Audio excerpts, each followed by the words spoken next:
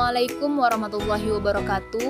Baiklah, kami dari tim 1 akan menjelaskan mengenai proses endogen, proses eksogen, dan proses ekstraterestrial. Baiklah, sebelumnya saya akan mengenalkan anggota kelompok saya terlebih dahulu. Yang pertama, saya sebagai moderator Zurah Busena.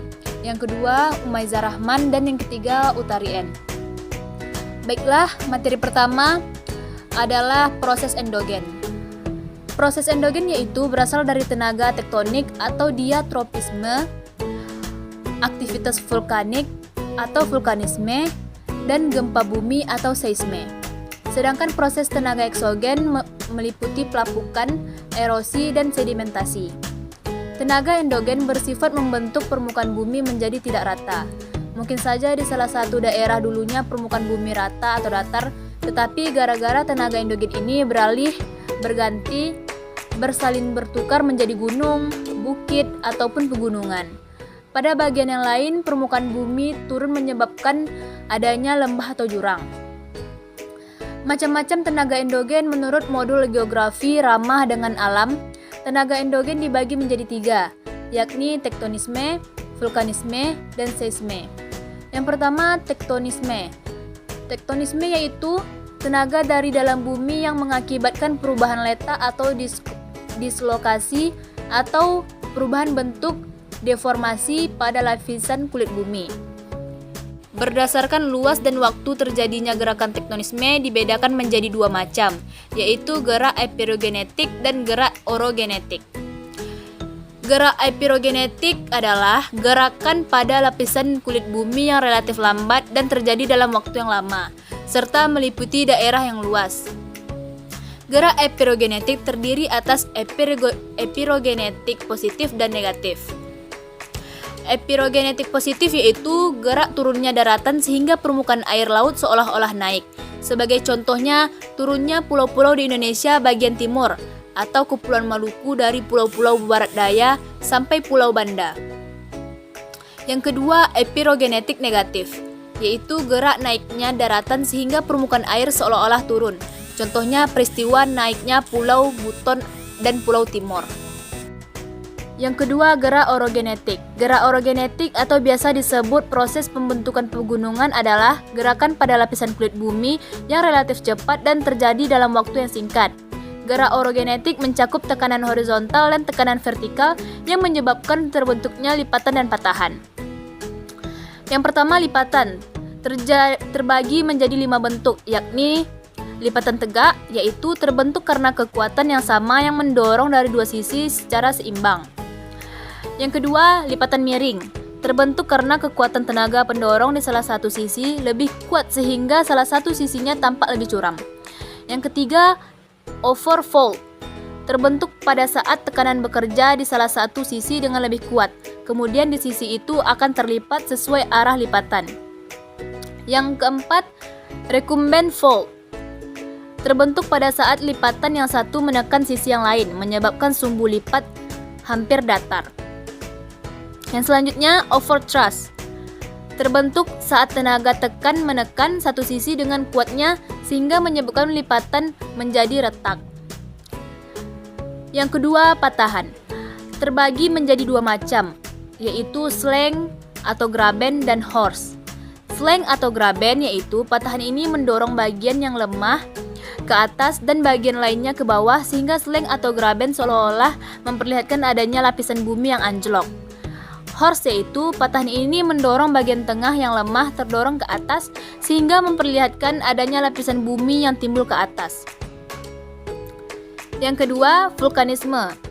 Vulkanisme ialah peristiwa keluarnya magma ke permukaan bumi, berkaitan juga dengan proses pembentukan gunung berapi, yakni pergerakan magma dari dalam litosfer yang menembus lapisan yang lebih atas hingga bahkan ke permukaan bumi. Terdapat 2 bentuk gerakan magma, yaitu intrusi magma dan ekstrusi magma. Yang ketiga, seisme. Seisme atau gempa adalah getaran yang terjadi di permukaan bumi karena pergerakan lempeng bumi atau kerak bumi. Seisme terjadi akibat dari pelepasan energi secara tiba-tiba sehingga menimbulkan gelombang seismik. Berdasarkan penyebabnya, gempa dapat dibedakan menjadi 3 macam, antara lain gempa bumi runtuhan, Gempa bumi runtuhan terjadi karena peristiwa runtuhnya gua-gua besar atau batu-batu raksasa di sisi gunung. Yang kedua, gempa bumi vulkanik. Gempa bumi ini diakibatkan oleh aktivitas gunung berapi. Mayoritas gempa bumi vulkanik mendahului erupsi gunung api, tetapi sering terjadi pula secara bersamaan. Selanjutnya, gempa bumi tektonik.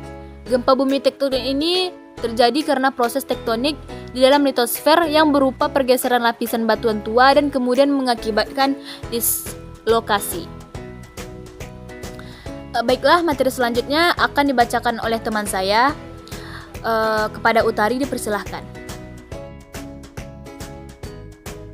Saya akan melanjutkan materi itu tentang B. Proses eksogen. Proses pembentukan muka bumi. Jadi di sini tenaga eksogen memiliki sifat umum. Sifat umum tenaga eksogen adalah merombak bentuk permukaan bumi yang hasilnya bentukannya dari tenaga endogen. Jadi di permukaan bumi, bagian litosfer yang muncul akan mengalami pengerusan oleh tenaga eksogen, yaitu dengan jalan pelapukan, pengikisan dan pengangkutan, serta sedimentasi. Berbeda lagi dengan tenaga endogen.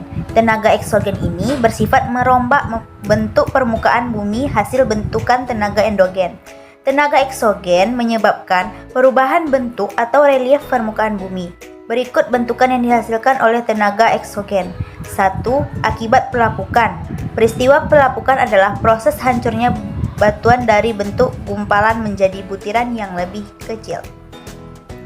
Pelapukan ini juga dapat dipengaruhi oleh air, di mana terdapat lapisan dari gumpalan batuan yang larut dalam air. Di mana terdapat lapisan dari gumpalan batuan yang larut dalam air, peristiwa ini dipengaruhi oleh temperatur, iklim, gletser, dan komposisi kimia, dan mineral-mineral penyusun. Peristiwa pelapukan dibedakan atas 3 jenis, yaitu pelapukan mekanik, kimiawi, dan organis. 2. Akibat erosi dan abrasi. Erosi dan abrasi. Erosi akibat air laut merupakan peristiwa pengikisan yang disebabkan oleh media gerak seperti air sungai, angin, gelombang laut, dan gletser. Contohnya yaitu bentukan peristiwa erosi di antara lain dinding pantai, lembah sungai yang terjal, terbentuknya gua di wilayah sekitar perairan, bukit pasir di gurun, hingga fjord atau pantai dengan dinding berkelok-kelok. 3. Akibat mass wasting. Mass wasting atau pergerakan batuan dan tanah disebabkan oleh gaya gravitasi. Peristiwa ini sering juga ditemui di lereng benua baik di darat maupun di laut. Salah satu bentukan dari mass wasting adalah lereng bukit yang mengalami tanah longsor. 4. Akibat sedimentasi. Peristiwa sedimentasi adalah peristiwa pengendapan material yang didukung oleh media air, angin, dan es dalam suatu cekungan. Baiklah, terima kasih kepada Utari. Materi selanjutnya akan dibacakan oleh teman saya yaitu Muhammad Umaiza. Kepada Muhammad Umaiza dipersilahkan. Terima kasih kepada moderator. Baiklah, saya akan melanjutkan penjelasan materi berikutnya yaitu proses ekstraterestrial. Ekstraterestrial bisa berarti kepada objek atau sesuatu di luar angkasa. Di luar angkasa atau bisa disebut dengan di luar bumi. Kata ini berasal dari akar kata bahasa Latin extra, luar atau keluar, dan terestrial, bumi atau berhubungan dengan bumi. Proses ekstraterestrial, proses yang berasal dari luar angkasa, misalnya jatuhnya meteoroid di muka bumi. Bentang alam yang terbentuk oleh terestrial adalah kawah meteorit yang terbentuk karena meteorit jatuh di permukaan bumi. Terima kasih. Saya kembalikan kepada moderator. Kepada Muhammad Umaiza. Baiklah, sampai sini penjelasan dari kami mengenai proses endogen, eksogen, dan ekstraterestrial. Baiklah, apabila kami ada kesalahan, kami mohon maaf. Saya tutup dengan Assalamualaikum warahmatullahi wabarakatuh.